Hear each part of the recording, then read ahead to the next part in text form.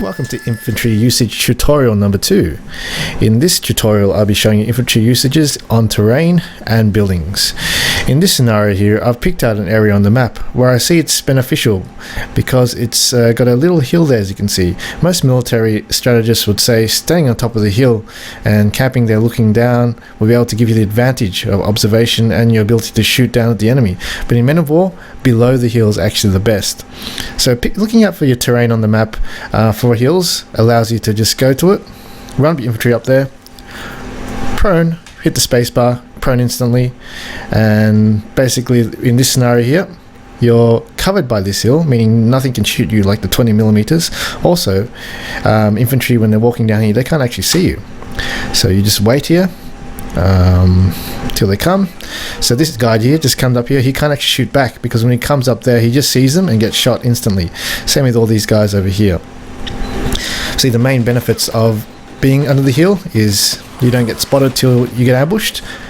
Support weapons like Luke's or any 222 20mm can't shoot your troop. Also, with this is it's very easy to micro. You don't have to do anything, so all you need to do is just walk up to the area, press prone. You can leave them bunched up like this and just go to the other side of the map, micro a tank, micro another infantry battle, and if you really want to you can also micro some grenades here and make it very decisive. So really this is a very camping below the hill is very advantageous because it's a very low micro cost.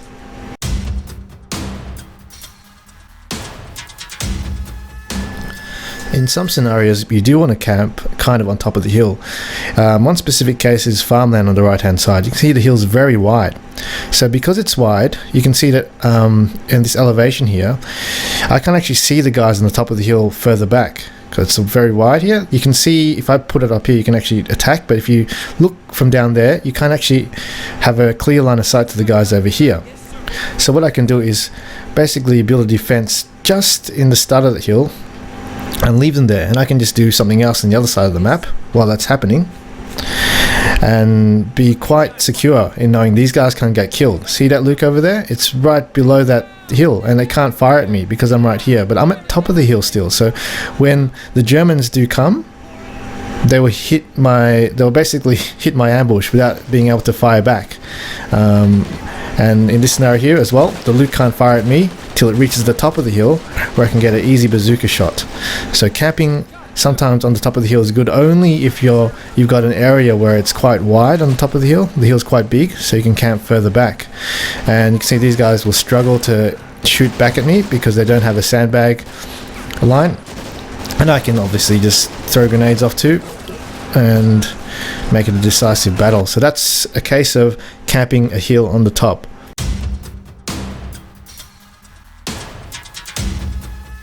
Just to show you what happens if I do camp on top of the hill. So in this scenario here you can see I'm camping on the edge of the hill, so I'm at directly on the top. I can see all the way down here.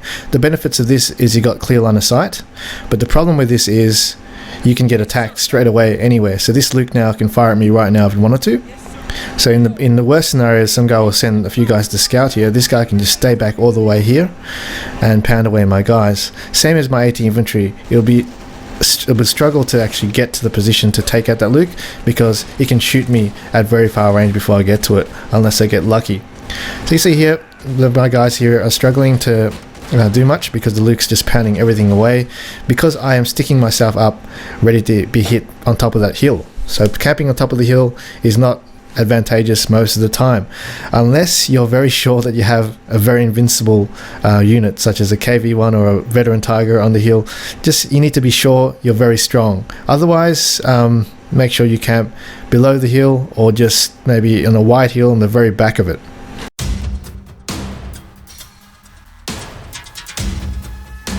Buildings.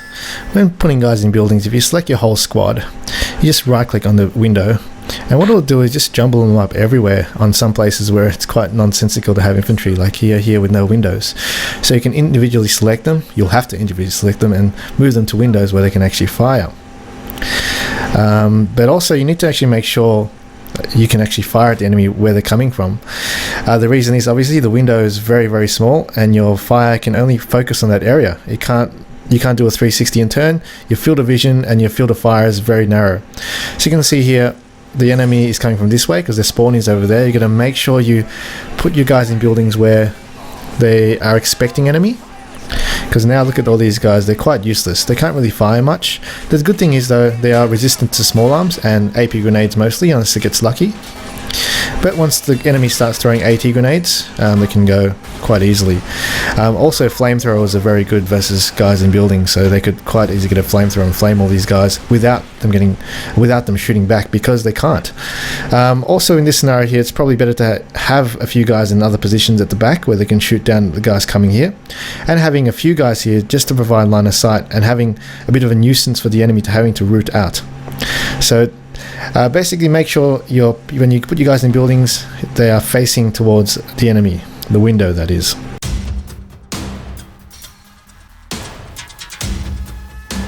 Infesting can get quite lethal in certain parts of the map if you can exploit them.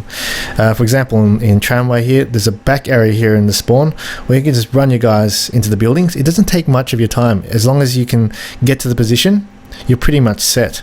So once in this position here, the enemy is going to get bogged down by these guys in the buildings. They can't do much. And you can set up a crossfire with some of you guys here to throw grenades over, or just pester him. So this is really slowing down the enemy so badly. He feels he's very restricted. At my end, it feels different, but if you're playing at the other end now, you're really trapped. You're pretty much fighting two sides, and you'll have to throw AT grenades individually to get this out, or to get flamethrowers out. But having a crossfire here will stop that. Also, when you guys in buildings, you can quite easily move them around by right-clicking on different windows. So if they're in the same building, they don't need to go outside to get to the next window. So you can see here, I'm just moving my guys up here, teleporting to different areas of the window and taking out the units if I want to. So if I'm scared someone's going to throw a grenade, I'll quickly pop down to here, take out the guy there, etc. So you can move them around. You don't have to. The good thing about having guys in buildings is the micro cost. Really, the main thing is the micro cost. The enemy has to do so much micro to get you out, whereas you just stand there and leave them there, and you can do other things such as control the back squad here to pester the enemy, while these guys here just provide line of sight for you and force the enemy to DC a grenade, because it is quite pesky to get them guys out the grenades. Get the guys at the buildings with AT grenades. So remember, micro is the main reason for the infestation.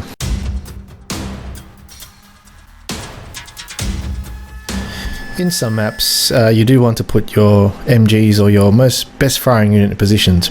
Remember the first scenario where you put them in buildings where you don't expect the enemy. In this scenario, you can put a MG up here because you see that it's directly opposite the flag where the enemy is coming from. So it's a perfect line of field. The MG can keep firing. The problem here is I don't have much support. Obviously, when a guy is outnumbered, he's going to get pinned down. So this guy in the building here can't fire back because it's pinned down. You can manually right click on the enemy for it to come out pin mode. They'll keep doing it, going back into pin down mode if you don't. The benefits, obviously, as you can see, even though I am pinned down, when I come out, I'm not getting shot because the buildings are very good at stopping small arms fire. But as you can see now, on its own, it's not that good.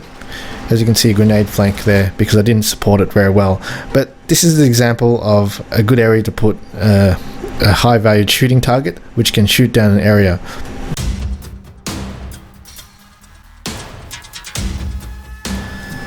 One extreme example is infestation in really high buildings. As you can see here, I have no other infantry giving me line of sight other than this one. So this is providing good line of sight for a whole area here with little risk to myself. As you can see here, even with DC, he can't throw a grenade to kill me. And if you do manually click, you're just going to go into the building and glitch out. So the only way to kill me is through a flamethrower or a lucky tank HE shot. But remember, you can teleport to other sides or other parts of the buildings as well to dodge things too. So really, this is providing a very good line of sight without risk to myself and annoying my enemy. So it's extremely advantageous to just right click on the building to get into it, especially the high ones, to annoy the hell out of the enemy.